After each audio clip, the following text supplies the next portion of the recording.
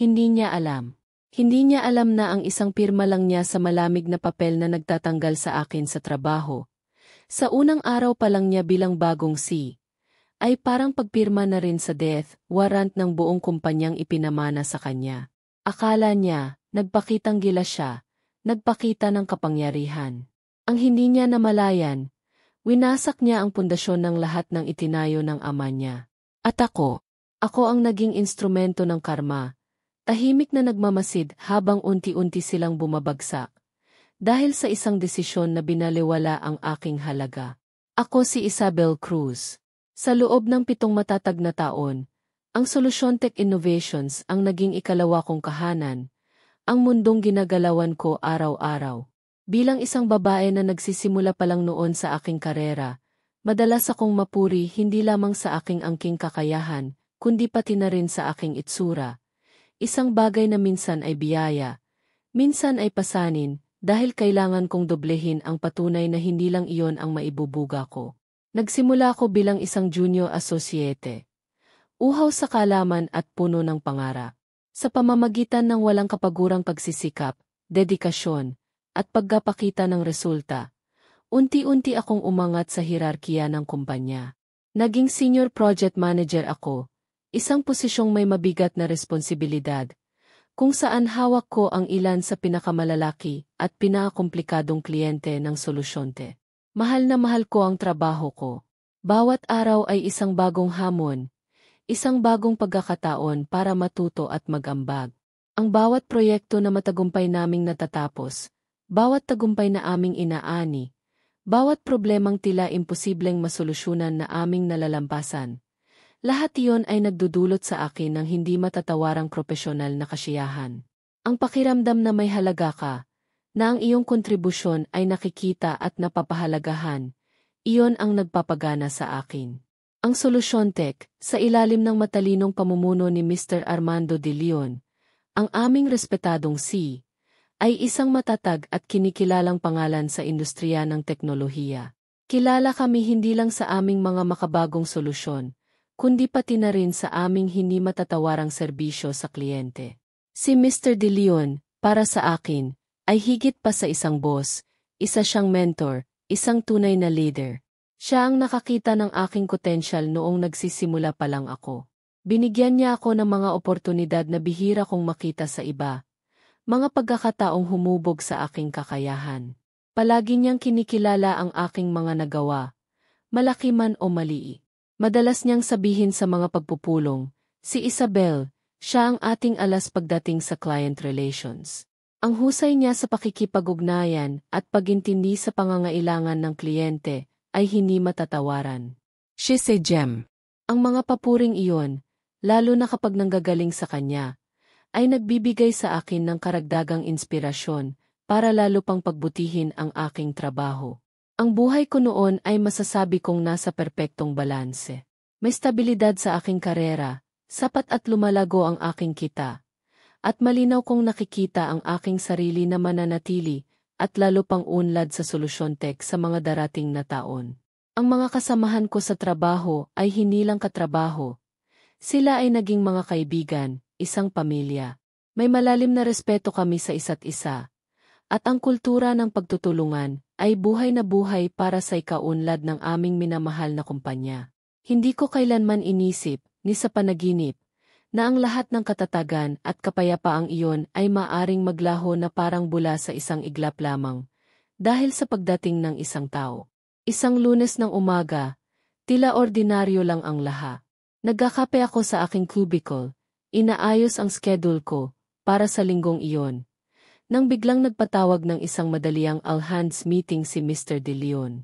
May mahalaga raw siyang anunsyo. Isang kaba ang biglang kumalat sa departamento. Bihira siyang magpatawag ng ganoong kalaking pagpupulong kung hindi talaga kritikal ang paksa. Nang makumpleto na kaming lahat sa malaking conference room, nagsalita si Mr. De Leon. Ang kanyang boses ay may halong kasabikan at kaunting pangamba. Magandang umaga sa inyong lahat. Salamat sa inyong mabilis na pagdalo. Mayroon akong nais ipakilala sa inyo. Isang mahalagang karagdagan sa ating SolutionTech family. Huminto siya sandali, tila naghahanda. Simula sa araw na ito, makakasama na natin ang aking kaisa-isang anak. Si Ricardo De Leon Jr. o Jr. na lang ang itawag ninyo sa kanya. Siya ang magiging bagong Chief Operations Officer ng Solutiontech. Halos sabay-sabay kaming napalingon sa binatang matangkad at naka-Italianong suit na tumayo mula sa tabi ni Mr. De Leon.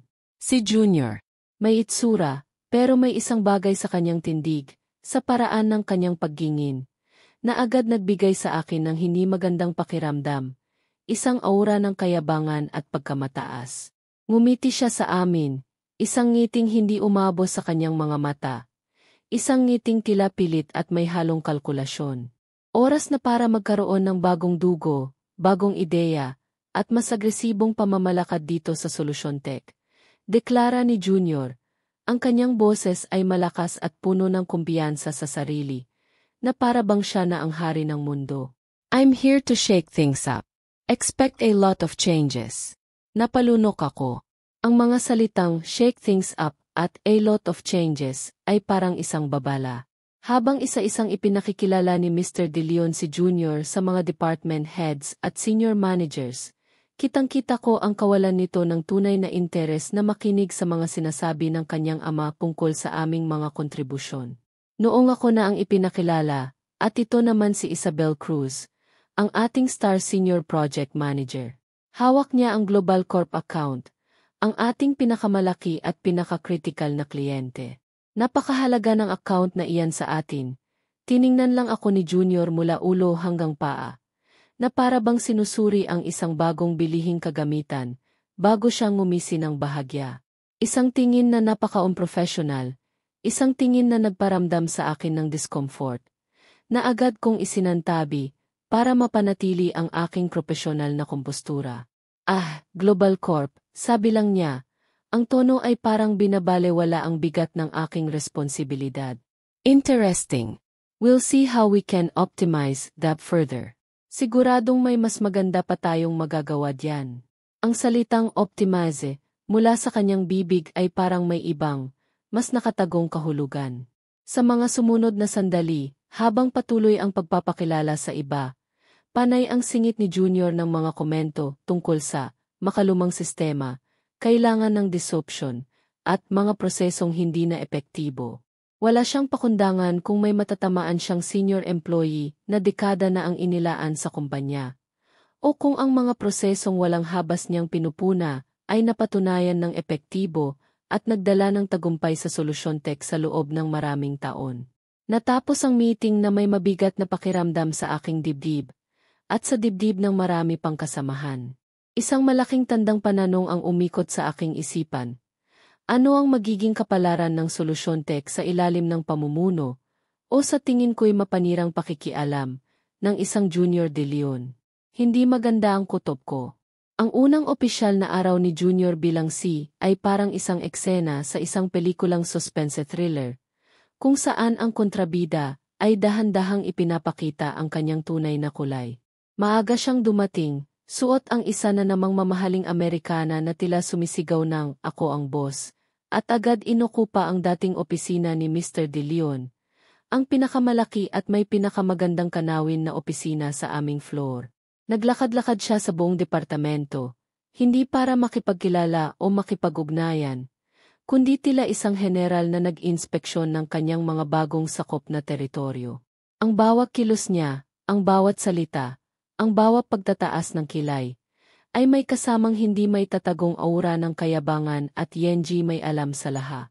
Pumasok siya sa area namin, ang Project Management Department, na walang paalam. So, dito pala ang lungga ng mga tinatawag na project managers, sabi niya. Winawagayway ang kanyang kamay na para bang diring-diri sa aming mga simpleng cubicle. Ang ilan sa amin ay nagkatinginan. Tumigil siya sa tapat ng aking mesa. Ikaw nga pala si Isabel, yung may hawak ng Global Corp. Ama, tanong niya, kahit alam kong naipakilala na ako sa kanya kahapon. Opo, Sir Junior, sagot ko. Pinipilit kong panatilihing magalang at propesyonal ang aking tono. May kape na ba ako sa opisina ko? Bigla niyang tanong. Nakataas ang isang kilay, na para bang ako ang kanyang personal na assistant. Medyo nagulat ako. Po. Hindi po ako ang... Ay, nga pala. Senior Project Manager ka. Well, baka naman pwede mong utusan yung intern nyo. O kung sino mang walang ginagawa diyan, na ipagtimpla ako. Black, 2 sugars. And make it quick. Utos niya, hindi pakiusa. Ang tingin niya ay tila nanunuya. Napabuntong hininga ako ng palihim. Naramdaman ko ang pag-init ng aking pisngi. Sarge po, sir. Sasabihan ko po si Tina, ang aming intern. Sa loob-loob ko, gusto ko nang sumabog, pero pinigilan ko ang sarili ko. Hindi pa siya tapos doon. Lumapit siya sa aming malaking whiteboard kung saan nakadetalye ang progress ng lahat ng aming kasalukuyang proyekto. Bawat isa ay may kanya-kanyang timeline at deliverables. AMM, Global Corp, puna niya. Inuturo ang isang task na alam kong on schedule naman. Bakit parang ang bagal ng usad nito? Sa laki ng account na to, dapat mas mabilis ang turnaround. Bago pa ako makasagop para ipagtanggol ang aming team at ang aming proseso, nagpatuloy siya. Alam mo, sa dati kong sabihin na nating experience sa ibang kumpanya, mas mabilis dapat ang execution ng mga ganyang bagay. Baka kailangan nyo ng mas aggressive na approach. Less talk, more action. Sinubukan kong magpaliwanag ng mahinahon. Si Junior, ang proyektong yan para sa Global Corp ay napakakomplikado at sensitibo.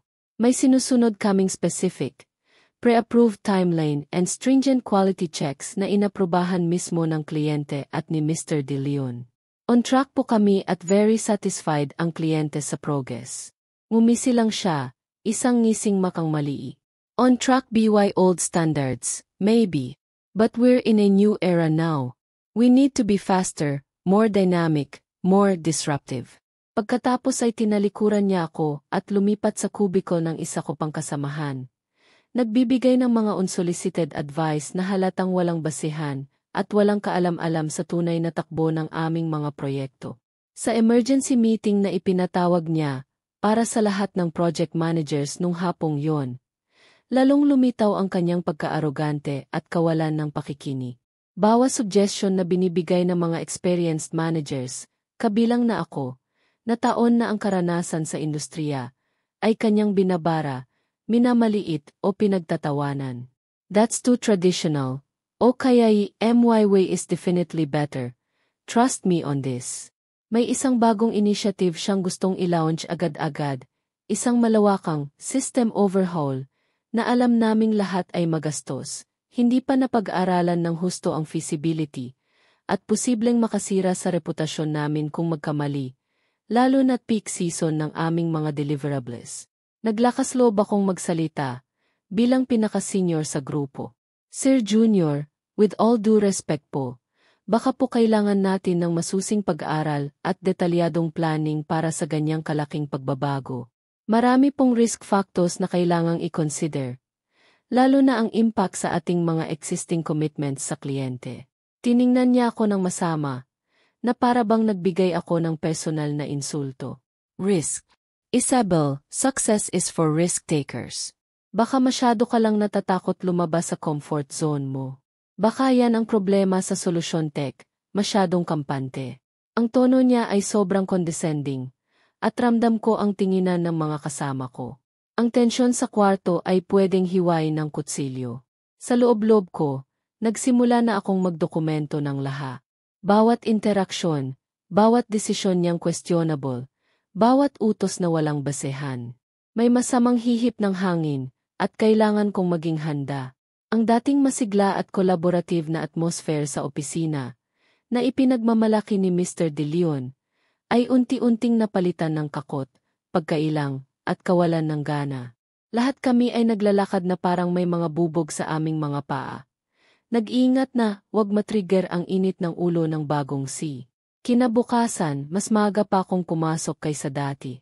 Gusto kong tapusin ang ilang importanteng report para sa Global Corp, bago pa dumating si Junior, at guluhin na naman ang araw naming lahat. 7:30 pa lang ng umaga, nasa mesa ko na ako, abala sa aking laptop.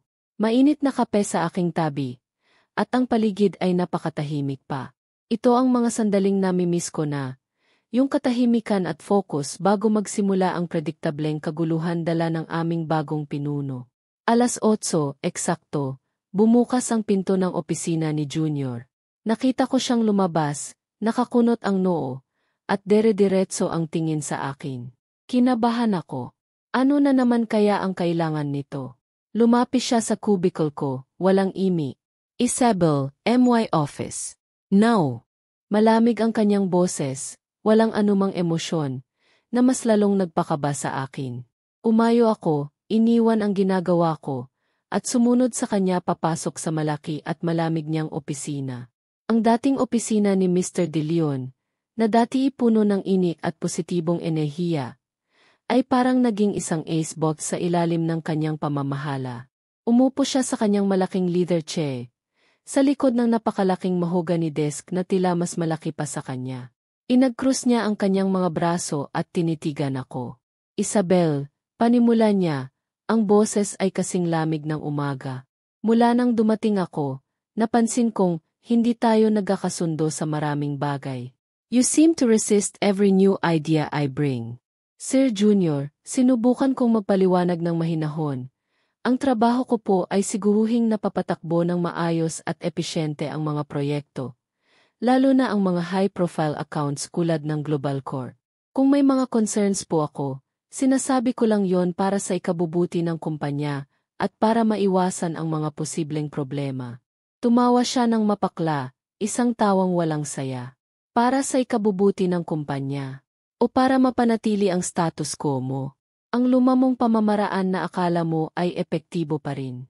Naramdaman ko ang biglaang pag-init ng aking mukha. Hindi po lumang kamamaraan yon, sir. Proven and tested methods po yon na nagdala ng success at katatagan sa Solution Tech for many years. Mga prosesong inaprubahan at pinaghirapan naming lahat. Well, I'm the new C, and I have a new vision for this company. Sabi niya, biglang tumayo at naglakad papunta sa malaking bintana. Kinalikuran ako na parabang hindi ako mahalaga. And frankly, Isabel, you, with your proven and tested methods, don't fit into that vision. Nanlamig ako sa sinabi niya. Ang puso ko ay nagsimulang kumabog ng malakas. Anong ibig niyong sabihin, si Junior? Halos pabulong kong tanong. Humara siya sa akin, may isang malamig, halos walang pakialam ng ngiti sa kanyang mga labi. Simple lang, Isabel. You were fired. Parang nabingi ako. Ang mga salitang iyon ay umalingaw-ngaw sa aking isipan. Fired. Pero bakit po? Anong naging dahilan? MY performance has always been excellent. Si Mr. De Leon mismo ang makakapagpatunay niyan. Restructuring. We need new blood, new perspectives. Fresh ideas. You're too set in your ways. Masyado kang old school. Mga gasgas na linya, mga walang kabuhay-buhay na paliwanag na alam kong gawa-gawa lang. Pero paano ang Global Corp account ko? Ang iba pang major projects na hawak ko. Sino ang sasalo? Alam nyo ba kung gaano ka-critical ang mga yon sa venue ng kumpanya? Alam nyo ba ang mga nuances ng bawat isa? Hindi ako makapaniwala sa kawalang pakialam na nakikita ko. Nagkibit balikat lang siya, na para bang nagtatanggal lang ng alikabok sa kanyang balika. Don't worry your pretty little head about that. I'll handle it. Or I'll find someone who can. Someone more aligned with MY Dynamic Strategies. MY father is currently out of town on urgent business. He left me in charge. And this is me, being in charge. May halong pagmamalaki sa kanyang tinig, na para bang iyon ang pinakamatalinong desisyon na ginawa niya. AR has been informed. Or rather, they will be informed by me shortly. Just pack your things. Security will escort you out. Napatayo ako, nanginginig ang buong katawan, lalo na ang mga kamay. Pero si Mr. De Leon, alam ba niya itong biglaang desisyon niyo? Tumaas ang isang kilay niya. As I said, I am in charge. MY decision is final.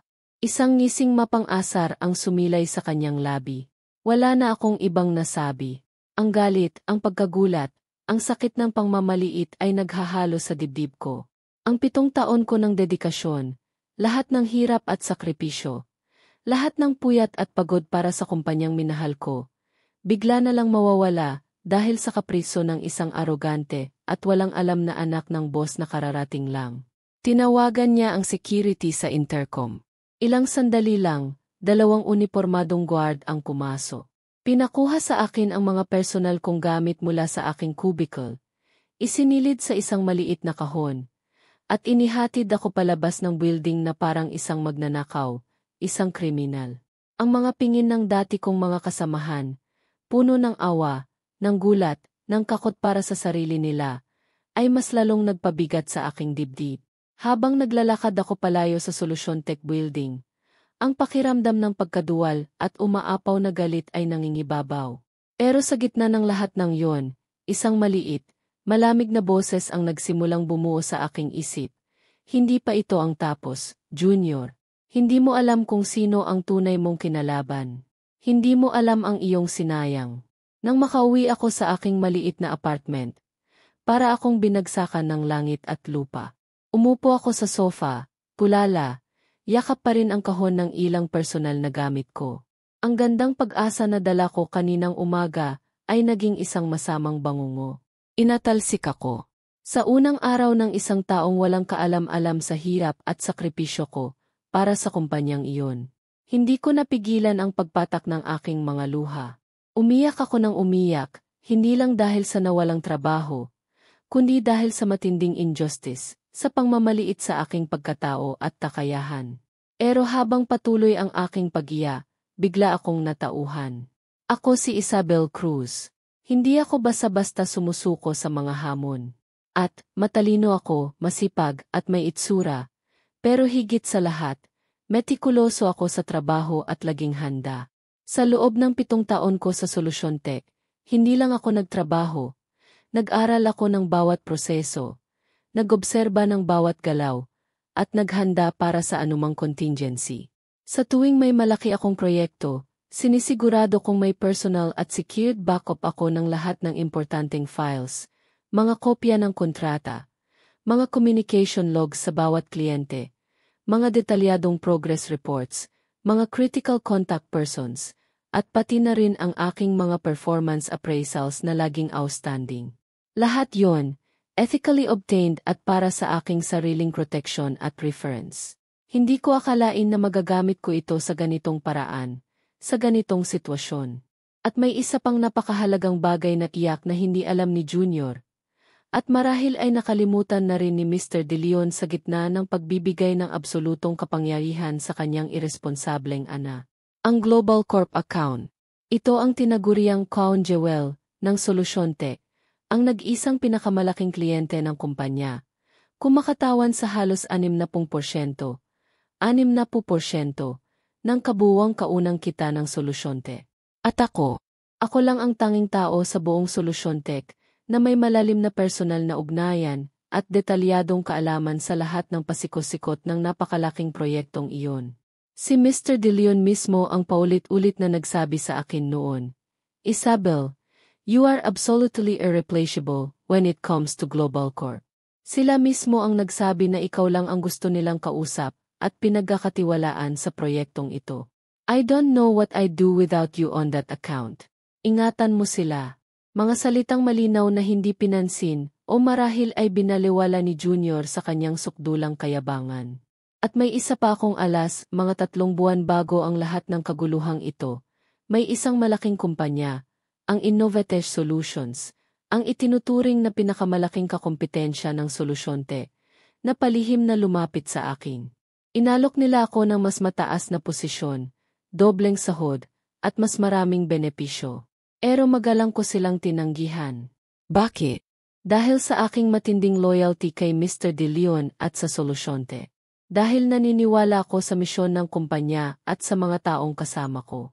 Pero ngayon, ang loyalty na yon ay biglang naglaho na parang abo. Pinalitan ng matinding sama ng loob at isang malamig na determinasyon.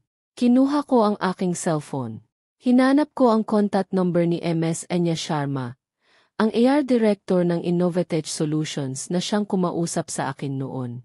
Nanginginig pa rin ang aking kamay, pero, dahil sa ibang klase ng emosyon, Isang determinasyon na may halong matamis na paghihintay sa mangyayari. Itinipa ko ang numero niya. Nagring ito ng ilang beses bago may sumagot. Hello, Anya Sharma speaking. Ang boses niya ay propesyonal at malinaw. Huminga ako ng malalim, pinakalma ang sarili. Ms. Sharma, good morning po. This is Isabel. Isabel Cruz. We spoke a few months ago about a potential opportunity at Innovatech. Narinig ko ang bahagyang pagkagulat at pagkasabik sa kanyang boses. Isabel. Yes, of course, I remember you very clearly. What a pleasant surprise this is. To what do I owe this call? Well, sabi ko, isang maliit, kalkuladong ngiti ang dahan-dahang sumilay sa aking mga labi sa unang pagkakataon sa buong araw na yon. Let's just say, my circumstances have recently and quite drastically changed. And I think I'm now very much open to discussing that opportunity again. In fact, ay dinagdag ko, I might have something or rather, someone very, very valuable to bring with me to Innovatech, should we come to an agreement. Doon nagsimula ang laha. Ang hindi alam ni Junior De Leon, ang walang pakundangan niyang pagpapatalsik sa akin, ay hinilang simpleng pagkawala ng isang empleyado para sa solusyonte. Ito ang simula ng kanilang hindi may iwasang pagbagsa. Ang kanyang pirma, ang kanyang desisyon, iyon ang nagtulak sa akin na gawin ang hakbang na ito. Lumipas ang isang linggo ng nakabibinging katahimikan mula sa solusyonte. Sa isip ko, baka akala ni Junior ay nagtagumpay na siya, na maayos na ang laha. Samantala, ako naman ay naging abala sa sunod-sunod na pakikipag-usap sa mga ehekutibo ng Innovatech. Mabilis ang naging kakbo ng mga pangyayari. Agad nilang nagustuhan ang aking credentials at ang aking mga naging karanasan. At lalo silang na-excite at naging agresibo sa kanilang alok ng detalyado kung ibinahagi ang posibilidad na makuha namin ang buong Global Corp account. Para sa kanila, ako ang naging susi sa isang pintuan na matagal na nilang gustong buksan. Isang hapon, habang nasa gitna ako ng isang mahalagang virtual meeting kasama ang CEO ng Innovatech, biglang tumunog ang aking personal na cellphone. Unknown number. Karaniwan, hindi ko ito sinasagot, lalo na't nasa meeting ako. Pero may kung anong malakas na kutob ang nag-udyok sa akin na sagutin ito. Nagpaalam ako sandali sa kausap ko at sinagot ang tawag. Hello, Isabel. Isabel, Ana. Si Mr. De Leon ito. Armando De Leon. Ang boses niya ay puno ng hindi may tagong pag-aalala. Tila balisang-balisa at hirap huminga. Natahimik ako sandali, hinayaan siyang marinig ang katahimikan sa kabilang linya. Mr. De Leon. Magandang hapon po. Napatawag po kayo. Isabel, pasensya ka na sa biglaang tawag. Kakarating ko lang galing sa business trip ko sa Singapore. Nalaman ko kaagad ang ginawa ni Junior. Diyos ko, Isabel, hindi ko alam. Walang sinabi sa akin ang loko-lokong yon. Patawarin mo ako, patawarin mo ang anak ko. Isa siyang hangal. Kailangan ka namin dito sa solusyonte. Nagkakagulo na ang buong kumpanya. Narinig ko ang desperation at panic sa kanyang boses. Sa loob-loob ko, isang malamig, halos hindi ko namamalayang satisfaksyon ang dahan-dahang gumapang sa aking sistema. Ano po bang partikular na nangyayari diyan sa Solutiontech? Mr. De Leon? Tanong ko, pilit pinapakalma at pinapanatiling neutral ang aking boses. Ang Global Corp. Nagwawala sila. Hindi raw nila makontak si Junior, at kung makontak man, wala siyang maisagot na matino sa mga tanong nila ungkol sa project status at sa mga critical deliverables. Nagbabanta silang puputulin na ang kontrata kung hindi ka raw personal na haharap sa kanila. Isabel, ikaw lang ang makakaayos nito. Ikaw lang ang pinagkakatiwalaan nila. Please, bumalik ka na. Doblehin ko ang sahod mo. Triplehin. Kahit anong hilingin mo, ibibigay ko. Just name your price. Huminga ako ng malalim. Ito na yon, ang pagkakataon. Mr. De Leon, mahinahon po kayo. Kung gusto niyong personal tayong mag-usap, pwede naman po. Pero hindi sa opisina niyo. Magkita po tayo bukas, eksaktong 10:00 ng umaga, sa main conference room ng Innovatech Solutions. Alam niyo naman siguro kung saan yon, hindi ba? Natahimik siya ng matagal sa kabilang linya. Alam kong nagulat siya at marahil ay naguguluhan. Innovetech. Bakit doon, Isabel? Anong meron doon? Basta pumunta na lang po kayo bukas. At pakisama niyo si Junior. Importante to para malaman ninyong dalawa ang buong sitwasyon. Pagkatapos ay magalang akong nagpaalam at ibinaba na ang tawag. Hindi na hinintay ang kanyang sagot. Kinabukasan, 9:30 pa lang ng umaga. Nandoon na ako sa napakaluwag at modernong conference room ng Innovetech. Kasama si Ms. Enya Sharma at ang CEO mismo ng Innovetech, si Mr. Lawrence Tan. Nakasuot ako ng isang eleganteng power suit. Maayos na maayos ang aking buho at makyu. Ang dating Isabel na pinatalsik na may luha sa mata. Ngayon ay mas matatag, mas kumpiyansa, at may aurang hindi mo maaring balewalain. Ang ganda ko, na minsan ay tinitingnan lang nila. Ngayon ay may kasama ng kapangyarihan at talino na handang humarap sa kahit sino. Naroon pa rin ang kaunting kaba, pero mas nangingibabaw ang excitement at malamig na determinasyon para sa mangyayaring paghahara. Sakto 10:00 ng umaga, pumasok sila sa conference room. Si Mr. De Leon, mukhang pagod na pagod, mas tumanda ng ilang taon sa loob lang ng ilang araw. Kasama niya si Junior, na halatang napipilitan lang at hindi komportabo. Ang dating mayabang na tindig ni Junior ay napalitan ng pagkainis, pagkalito, at hindi may tagong kaba, lalo na nang makita niya kung nasaan kami at kung sino ang mga importanteng taong kasama ko sa mahabang lamesa. Isabel, bati ni Mr. De Leon, lumapit para makipagkamay. Ang kamay ay medyo nanginginig. Salamat sa pagpayag mong makipag-usat sa amin. Isang formal na ngiti ang ibinigay ko. Maupo po kayo, Mr. De Leon, Jr. Itinuro ko ang mga bakanteng upuan sa tapat namin. Umupo sila. Ang tensyon sa kwarto ay napakapal. Pwedeng hiwain ng kutsilyo. Isabel, anak, panimula ni Mr. De Leon, ang boses ay puno ng pagsusumamo. Deresuhin na kita. Kailangan ka namin. Ang Global Corp, nanganganib na talagang mawala sa amin. Ikaw lang ang makakapagligtas sa kontratang yon.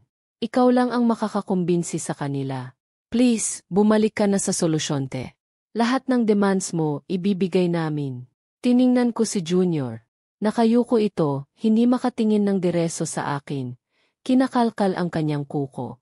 Mr. De Leon, sabi ko, ang aking boses ay kalmado ngunit matatag at may biga. Naala niyo pa po ba noong minsang sinabi niyo sa akin na ako lang ang lubos na pinagkakatiwalaan ng Global Core? Na ako ang alas niyo sa kanila, ang inyong secret weapon. Mabilis siyang tumango. Isabel. At totoo yon. Hanggang ngayon. Alam niyo po, noong isang linggo, ilang oras lang matapos akong patalsikin ni Junior, sinadya kong bigyan ng diin ang pangalan niya. At pasimple kong tiningnan si Junior, na mas lalong napayuko, agad kong tinawagan ang mga K-contact ko sa Global Core. Hindi para manira, kundi para ipaalam lang sa kanila ng propesyonal ang aking biglaang sitwasyon. Bilang respeto sa aming matagal at magandang naging working relationship. Nabalitaan din pala nila ang biglaang restructuring at mga pagbabago sa solusyonte, at nag-alala na sila. Huminga ako ng malalim. Initingnan silang dalawa. Ang Global Corpo, Mr. De Leon, ay isang napakalaking kumpanyang lubos na pinapahalagahan ang stabilidad, consistency, at higit sa lahat, tiwala. At dahil sa mga biglaang pangyayari, at sa kawalan ng kumpiyansa nila sa bagong pamunuan ng Solusyon Tech, nagdesisyon na sila. Nakita ko ang unti-unting pagkunot ng noo ni Mr. De Leon, ang pagtataka sa kanyang mga mata. Anong klaseng desisyon, Isabel? Anong sinasabi mo? Nagdesisyon po silang ilipat ang kanilang buong multimilyong dolyar na kontrata. Sabi ko, dahan-dahan, bawat salita ay may diin para sigurado akong kumatatak sa kanilang mga isipan. Dito po sa Innovetech Solutions. Parang binuhusan ng isang drum ng malamig na tubig na may yelo si Mr. De Leon. Nanlaki ang kanyang mga mata, at napahawak siya sa kanyang dibdib. Si Junior, biglang napatingala, ang mukha ay puno ng hindi makapaniwalang pagkagula. At ako po, pagpapatuloy ko, habang isang maliit na ngiti ng tagumpay ang sumilay sa aking mga labi. Ang magiging bagong lead project manager nila dito sa Innovatech, bilang kanilang bagong Senior Accounts Director for Global Corp. In fact, kahapon ko lang ko formal na pinirmahan ang aking kontrata sa Innovatech, kasama na ang kasunduan para sa Global Corp. Si Mr. Tan, ang CEO ng Innovatech, ay ngumiti ng malapad at tumango. Isabel is indeed a valuable asset, Mr. De Leon. A true gem. We're very happy and privileged to have her, and of course, Global Corp, on board with us. Napatanga si Junior. Hindi makapagsalita. Pagkaraan ng ilang sandali, sumigaw siya, bumalik ang kaunting yabang. Pero, hindi pwede yan. That contract is ours. May legal kaming kontrata sa kanila. Tiningnan ko siya ng direso sa mata. Ang aking tingin ay malamig at matalim. Yours. O baka naman, was yours, Junior. Naalala mo ba? Tinanggal mo ako. Akala mo, isa lang akong ordinaryong empleyado na madali mong palitan ng kahit sino. Pero hindi mo alam ang tunay kong halaga. Hindi mo inalam. Hindi mo alam na sa pagpapatalsik mo sa akin, hindi lang ako ang tinanggal mo sa kumpanya. Tinanggal mo rin ang tiwala ng pinakamalaki niyong kliyente. At sinira mo ang kinabukasan ng kumpanya ng sarili mong ama. Namutla si Junior na parang papel. Nawala lahat ng kulay sa kanyang mukha.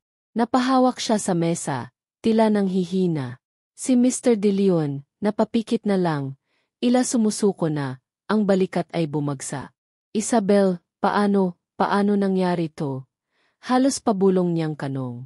Simple lang po, Mr. De Leon. Trust and competence.